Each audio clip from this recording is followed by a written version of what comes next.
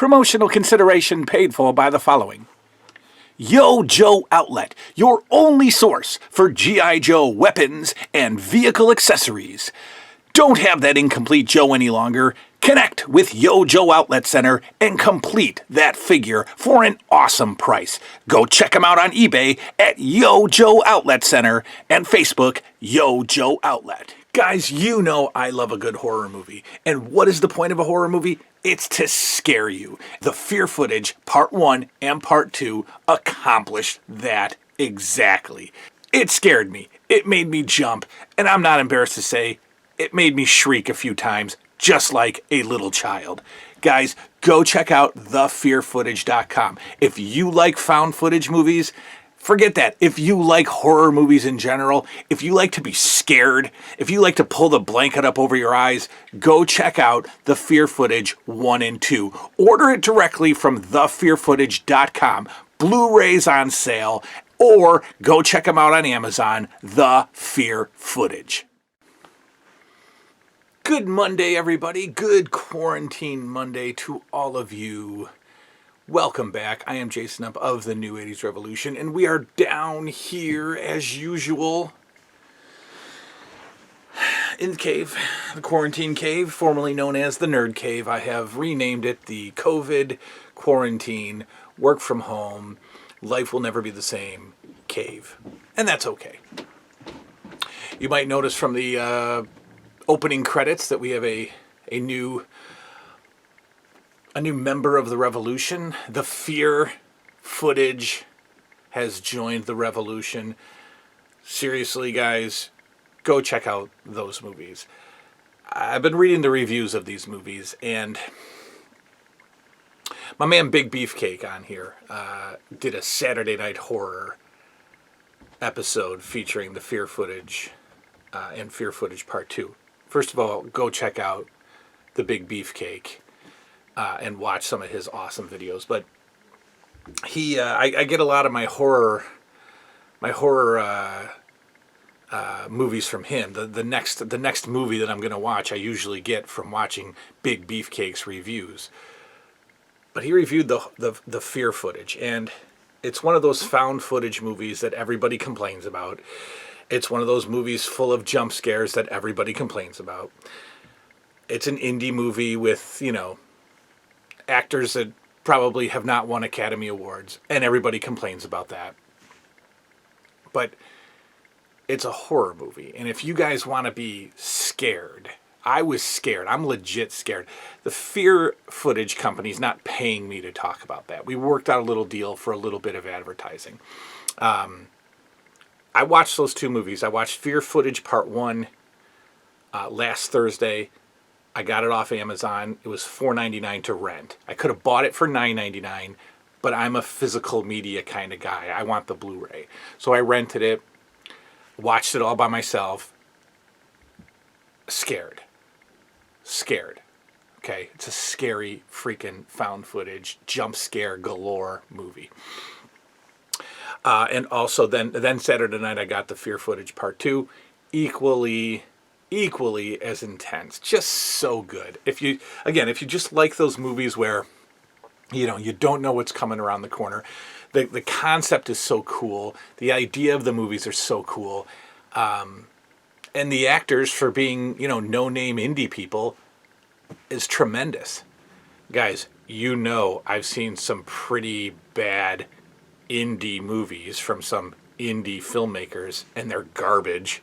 But this one is awesome. Go check out the Fear Footage. That's all I'll say about that. Okay, so we're moving on. We're doing more LJN Revisited. LJN Wrestling Superstars Revisited. And we are up to Series 4.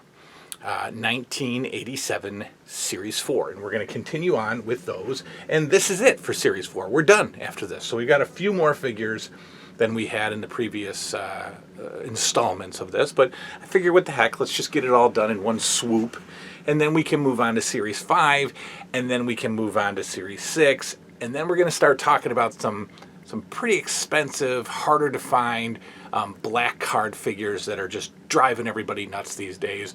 Prices are skyrocketing. It's insane.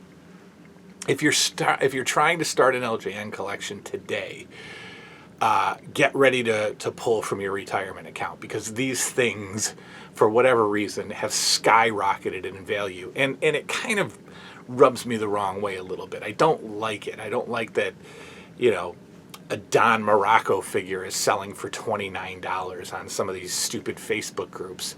I think that's ridiculous. But that's what the market is, you know, that's what the market is calling for. That's what the people are paying. And so that's what the price is going to be. So here we go. Let's get into it. The conclusion of Series 4. Okay. There's a lot of talk about, you know, why the heck was this guy ever made? And you will never hear me say anything like that about any of these guys. S.D. Jones, Ted Arcidi, who might be coming up a little bit later, and this guy. You know, the die-hard LJN collectors say, well, what a waste. You know, there could have been so many other guys that could have been made except this guy. Well, of course, there could have been, you know, countless LJN characters released. But at the particular time, he was a character that was being marketed towards, you know, the fan base, maybe towards the younger fan base, in fact. And it came about in 87. And what else was around 87, late 86, early 87? Crocodile Dundee, right? So this Australian tough guy character starts to, you know, we start to see his vignettes on Superstars of Wrestling, and eventually they debut a fella named Outback Jack. And, you know, he comes in and he does his thing, and he's beating up the jobbers on Superstars, and then he becomes one himself. And then he's faded out, and he's kind of a punchline now in WWF history, but he got an LJN. He has been forever memorialized in rubber. Outback Jack. There is your Outback Jack LJN figure. And I can confidently say not a lot of play in my federation, unfortunately, for Outback Jack. Now, what I would do today as an adult child, I would make Outback Jack a bad guy. I would make him a brutal, you know, Australian tough guy, bar fighting, crocodile wrestling bad guy. That's what I would do at Outback Jack if I were to play with my LJN figures today. Not that I would ever do that. Outback Jack would be a bad guy. Another accessory often lost, but another accessory nonetheless. Outback Jack, decent figure, captured his look. He's got that clothesline arm. He's got that punching arm. So really a decent figure for play if you could figure out what to do with the Outback Jack character.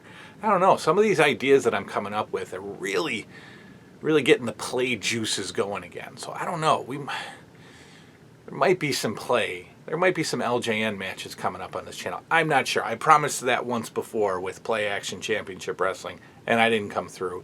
I'm not making any promises. We might have some play coming on this channel. There's good old Outback Jack. Let's see. Well, let's keep the same theme going. Wrestlers who shouldn't have been made, according to some. I guess we could make the case for this guy not being made only because he was around for a really short period of time and really did nothing in the WWF. I mean, I can't remember any memorable angles with him at all. I think he was in a brief feud with Big John Studd in '86. I know he was in the WrestleMania 2 Battle Royal. But other than that, I don't remember anything with this guy. Did he do like a bench press challenge with somebody? I don't know. But for some reason, LJN and the WWF decided to create Ted Arcidi.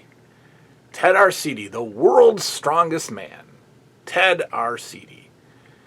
And you know what? This is an awesome figure. It is a great, great, bulky, strong, barrel-chested figure. And even though the arms are down, they're not down too much. So it's actually a pretty good play figure. I did actually use this figure a lot, not as Ted Arcidi. My Ted Arcidi, believe it or not, was Steve Dr. Death Williams in my federation and was a contender. You know, he was a legitimate member of my roster. So I had a lot of Ted Arcidi versus Hulk Hogan matches, but it was Steve Dr. Death Williams taking on Hulk Hogan. And back then I knew the credibility of Steve Williams. You know, I knew that he was, you know, a decent name.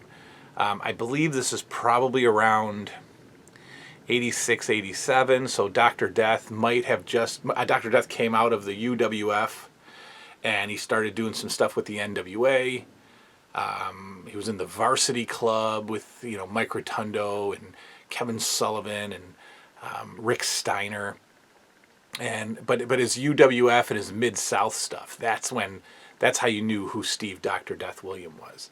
A legitimate badass in wrestling, you know, a legitimate tough guy.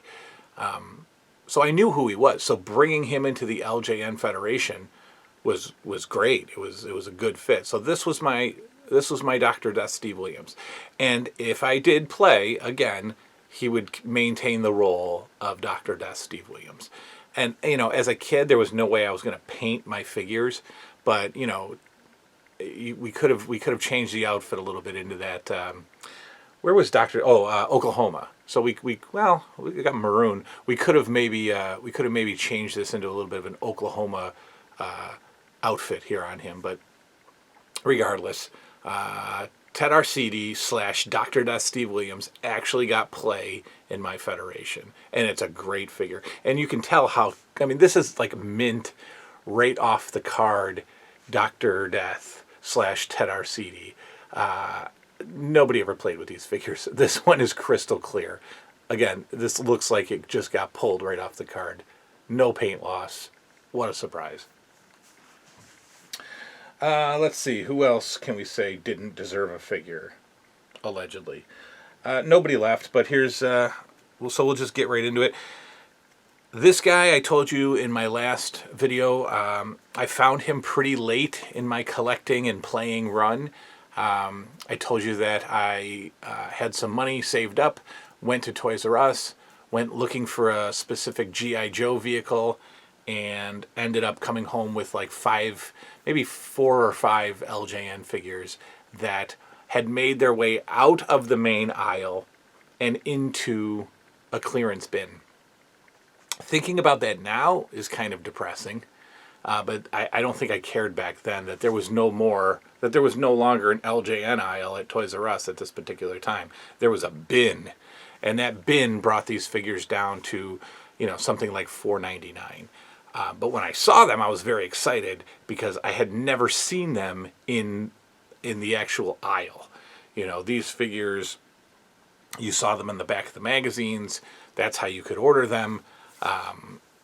And I didn't see them in stores. So when I saw this big bin full of different figures, I got pretty excited and I grabbed all of them. This is one of them, Ken Patera. I think the only run Ken Patera got in my federation was when I actually brought him home for the first time. You know, you bring home a new figure, and he's going to get like an immediate push, and you're going to use him every day until you realize that it's a crappy figure and you don't have anything to do with him, and so you stop playing with him. But this is back when, this is Ken Patera's second run in the WWF. Now this is kind of an interesting, you know, story on this guy. Ken Patera, had he stayed around long enough, probably could have got a figure in the first series. If he had stayed a member of the Heenan family, if he stayed a member of as he stayed a bad guy, you know, kept challenging Hogan, kept challenging Andre, he might have been in the first series. He would have looked a little different. He would have had the blonde hair, but he went away from the WWF He went away from society after he got arrested and went to prison. And, go look up the reason why he went to prison. It's one of the dumbest things I've ever heard. Apparently him and Mr. Saito were upset one night that they got refused service at a McDonald's, and so they picked up a boulder, as only Ken Patera would do, right? Why do anything else other than pick up a boulder that none of the rest of the planet can lift? And he threw it through the window of McDonald's and then beat up some cops, I think. I don't know. So that's how you go to prison. So Ken Patera went to prison, and the WWF capitalized on his release and subsequent return to the WWF. If you remember, the Ken Patera Man Reformed vignettes that they would do on Superstars as this guy was making his debut, or his re-debut. And it was hilarious. They showed some, clips of him sitting in a jail cell, just reminiscing and full of regret. And he left a heel, he left a bad guy and came back a good guy, because when you get released from prison, you're a brand new man, right? You're ready to do good. But he was also upset that Bobby Heenan never reached out to him while he was in prison. His manager, his go-to guy, abandoned him. Just abandoned him. And knowing managers at the time probably stole some money from him. But Ken Patera was upset that he never heard from Bobby Heenan. Never had a visit. And so when he came out of prison and back to the WWF, he was on a mission to destroy the Heenan family. Except, unfortunately, he'd gotten fatter. He lost some wrestling skills. And he was really just awful. So Ken Patera in 87 is not fun. And the matches aren't fun. The figure wasn't fun. And I didn't use him barely ever. But here he is in all of his eggplant-looking color. Strangest colored figure I've ever seen. Quite a... I don't know if this is the steroids or he's got some high blood pressure or whatever it is, but he's purple for the most part. He's got a weird skin tone on Ken Patera. And the pose is bad. I don't like the pose. What can you do with that?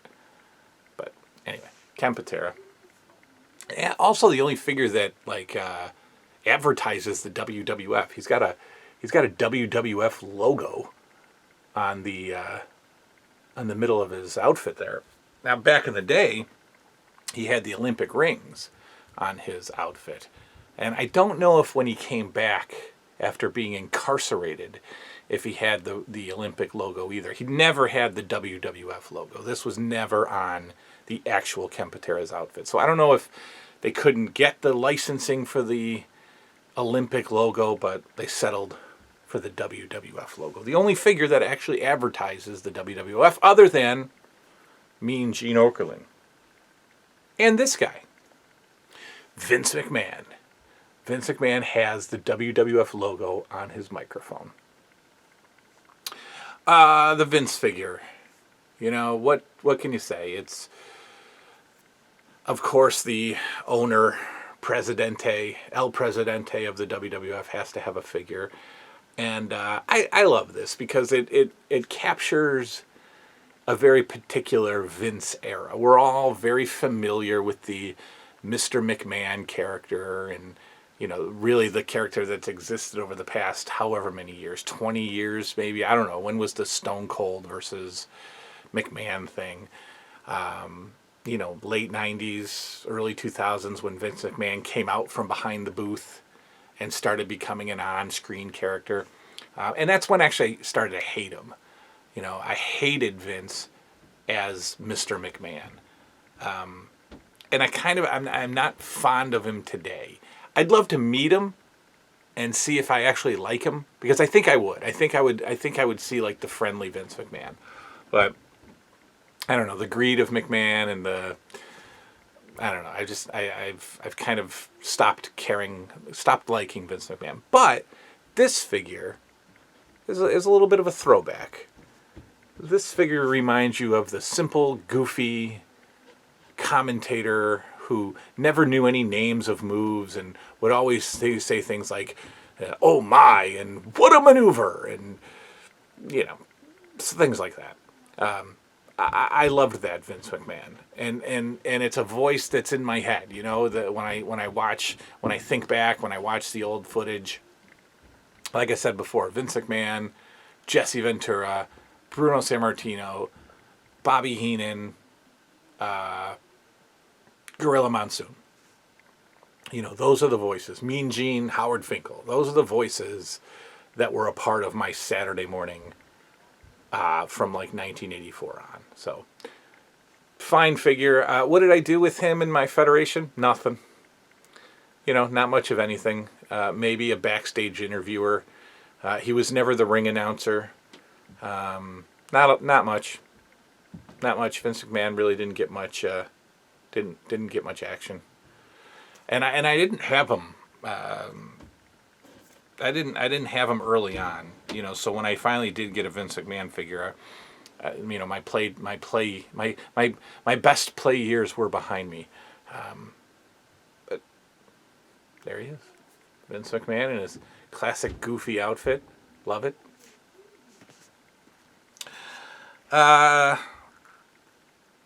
This guy I was very familiar with because I was a fan of the NWA. Big fan of the NWA, actually. TBS, NWA Championship Wrestling, or I forget what it was called. It wasn't called NWA Championship Wrestling. I think it was just called Wrestling, to be honest with you. I don't think it had a catchy name. But it was on Saturday nights at 6:05 on WTBS. And it was must-see TV. It was a different kind of wrestling. The WWF had, you know, the bright lights and the crazy characters and the over-the-top gimmicks. And the NWA wrestled in a television studio that held about 60 people. And it was awesome. I loved it. And I still love that look today. So now that AEW is not taping in front of a crowd, and when NWA had their show on YouTube, I would watch just for the look of it. I love that small studio wrestling look. And so I was very familiar with Harley Race, with handsome Harley Race, as he was known back in the day. And I said in a previous video 3 years ago when I talked about this that Harley Race was one of those names that you really never thought you would see in the WWF. I mean, he was a true NWA guy. Ric Flair, Dusty Rhodes, you know, Magnum TA, Nikita Koloff, Harley Race are names that I always thought would be loyal to, you know, one particular company. And so when Harley Race showed up in the WWF, I was very surprised. And for a very, very brief period of time, I'm talking maybe 1 or 2 matches that were filmed, he was handsome Harley Race. And he did not have this king gimmick. Until the WWF created this tournament called King of the Ring. Now, we're familiar with King of the Ring being a pay-per-view. But prior to the pay-per-view, it was a house show. They did a King of the Ring house show. And in fact, they did a bunch. They started the King of Ring in like 85. And they were just house shows. Well, one of the house shows, one of the King of the Rings was won by Harley Race. And so he deemed himself the king of the WWF and went over the top with it. So we've got, you know, King Harley Race. And then the crown, right? Great accessory, by the way. And this is like a $50 accessory, which is just ridiculous. But the crown almost became a championship belt. And so, you know, the king would defend the crown. And so that's why we see, you know, Hacksaw Jim Duggan was the king and Randy Savage was the king. You know, they would battle for the crown. Haku was the king.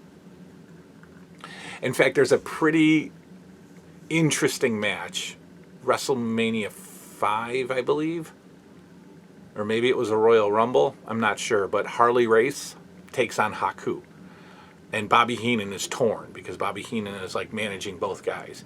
But what an interesting, like hard-hitting, slow, prodding match between Haku and Harley Race. And Harley Race always made me laugh because if you go back and you watch a Harley Race match from WWF, he's making noise the whole match. For some reason, Harley Race goes like this the whole match. Ah ha, ah ha, ah ha. The whole match, Harley Race is making that noise. And it's like, it's impossible to sit there and watch it and not laugh. And, anyway, there's a lot of that noise in the Haku versus Harley Race match. I kind of used him a little bit. I mean, he's got a horrible pose. Had some matches with Junkyard Dog, I guess. I'm sure I had Hogan versus Harley Race a few times, but Harley Race, Series 4. Oh, there could have been so much. This figure could have been so much better. What an essential character in this period of time, 87. This guy was, had his own little Piper's Pit style talk show. Really, really one of the best talkers, one of the best promos in wrestling. Just a sinister, evil bad guy. Jake the Snake Roberts. But unfortunately, the figure is so small. It's such a short figure. And Jake was like, 6'5" or whatever. And we've got this, unfortunately, small figure that did not hinder Jake's run in my federation. Jake got a ton of play in the LJN figure fed of the New 80s Revolution because it's just such a great character. It's just such a great figure. And came with one of my favorite all-time accessories, Damien the Snake. Now, look at this. I mean, it's plain green. It's just a green snake with very little detail. Do you know how much fans would rip this to shreds today on all of their nerdy chat boards talking about the snake needs some, what a way to skimp out on the detail on the snake, guys. Who cares? You know how awesome this was back in the day? This was the best. And it was always lost, of course. But for the brief time that I actually had it and didn't lose it, sure, you'd have Jake beat the opponent with the DDT, and then I'd bring Damien out and have him rub himself all over the fallen prey. Jake the Snake could have been taller, but great figure, got a ton of play in my federation. 3 more. A figure that I never had as a kid because I never ordered them. This is, again, a period of time when you're seeing the figures less and less in stores, at least I am anyways. And so you're ordering them off the back of wrestling magazines. Again, a company called The Wrestling World out of Baltimore, Maryland, would advertise on the backs of every single wrestling magazine. And I think they were $11.99 at the time. And, that's how I would get a lot of my figures in 87. But I never really cared about this figure. I guess as a kid I couldn't see any use for him in my federation. There was always somebody in line ahead of him that I would want more. And so I never got him. I only had him as an adult collector. Really terrible play pose. I don't know what his hands are doing there. I don't know what's going on. I don't know if that's like the Coco dance, the Birdman dance. I know one of the hands is made this way so that it can hold the bird. That'll probably fall off. But, there's Coco and Frankie. Yeah, I never did anything with this figure. Never had any play. But it's fine. It's a good looking figure. Looks nice sitting on the shelf. And it's a good size. I mean, if Coco is actually pretty small. And so this is a decently sized figure. I just don't understand, what the toy makers are thinking when they put hands like this. I know that they look at at a reference pick, and they said, well, he's got to hold the bird, and he kind of does this, Coco Beware does this stupid flapping motion in his matches. So I guess that's what they were going for, but, were toy makers ever kids? Did toy makers realize that, these are wrestling figures, and you might want to throw a fist in here or something, maybe put a fist pose. But, I don't know. I was never a big fan. There are some prototype Coco Bewares with blue pants.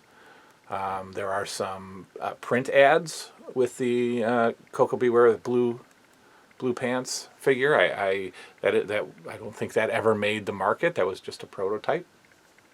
And I just looked up at the poster there to see if the poster had blue pants, because it didn't. Because what I'm noticing, we'll talk about this later, what I'm noticing is that some of the posters, the LJN posters, have the wrestler in their prototype outfit. So my guess was that the poster was what the figure was supposed to look like, and then didn't. So, for example, Ricky Steamboat's LJN poster, where is it? It's right there. Ricky Steamboat's LJN poster has red pants. And you know that the prototype Ricky Steamboat had red pants. So that would make sense that the poster and the figure are similar. Well, so the poster has red pants, and then the released Ricky Steamboat, the actual figure, is in all black. So my guess is that the plan was to have him in red. Anyway, back to Coco and his weird bird. Nah, never a big fan. Never used. Sorry, Coco. A figure that was used a lot because it's perfect. It is absolutely perfect. Is the Ugandan giant Kamala. I love this figure. Used the heck out of Kamala. Kamala was a challenger for the title. Kamala was unbeatable. Kamala was awesome. In fact, I would team Kamala with Axe. And they were managed by Mr. Fuji. Because, of course, Axe had no partner. And who are you going to team with Kamala? You can't put him with Greg Valentine or something like that. So Kamala and Axe were a tag team in my federation. And I love them. I love the chopping hand. You could, you could just, I would do the chop, and then I would do like the neck, the neck chop, the under the neck. Oh, where he get you under the neck and just, sends you into cardiac arrest. Just boom, under the neck. Loved the Kamala figure. Had a ton of fun with Kamala. Heavy figure, bulky figure. Kamala was one of 3 or 4 wrestlers to actually terrify me as a kid. I was afraid of Kamala. Not WWF. Well, yeah, WWF Kamala, early WWF Kamala. If you remember, Kamala was in the WWF in 84, like late 84, early 85, for a very brief period of time. And then he went back to Mid-South and did all that stuff. But I was afraid of Kamala. He just, I don't know, he comes out carrying a spear. He can't speak English. He's, from jungles of Uganda. It's terrifying, because that's what you believe as a kid, right? So Kamala, terrifying. The thing that made me not afraid of Kamala once, true story, I saw him in a match, and I forget why there was but there was like a close-up of his leg and foot for some reason. I don't know why. But I noticed a Band-Aid on the back of Kamala's heel. And that ended it for me. I'm thinking, how does this savage Ugandan jungle hunting with a spear, face paint, warrior guy, how does he have a boo-boo that requires a Band-Aid on his heel? Like, what? And where did he get the Band-Aid? Does he have a medicine cabinet in his jungle hut? That ended it for me. Kamala was no longer the subject of my nightmares after I saw the Band-Aid on his heel. Finally, ladies and gentlemen, I don't know. This is actually one of, this is actually one of my favorite figures. And just because I love the detail of the outfit. And so he got play. He got play in my federation. Hercules. Or when he was released, Hercules Hernandez. And this outfit, I mean, there's a lot of detail and work that went into this, I don't know, what is he? He's a what's that? What is he called? What is this with the straps and the thing? Not a guardian. Gladiator. In this gladiator outfit. I love it. And this is how he debuted. He debuted with this outfit. And he, this was short-lived. Maybe 6 months Hercules would wear this this leather belt strappy thing to the ring. But I love it. I love the figure. It was a decent play pose for me, and so Hercules got some play in my federation. Hercules Hernandez, shortened to just Hercules at some point, and then we saw him turn into a good guy because Ted DiBiase was going to make him his slave. And, we don't want that. So Hercules said, no way, I'm nobody's slave. And then he turned good and waged a war against Ted DiBiase and Heenan. And then he totally morphed into something else, and he became part of Power and Glory with Paul Roma. And then he was just a regular guy. Forget the Gladiator Hercules days. He was just, a dude in a tag team. So. But sadly, no longer with us. I haven't mentioned, as I'm doing these, all the guys that are no longer with us. I feel no need to depress all of us. But the reality is, the sad reality, is that someday all of these guys are going to be no longer with us. There's a good third of them now that aren't. And so that's surreal and weird, but I don't want to get into all that. That was Series 4. That's Series 4 LJNs.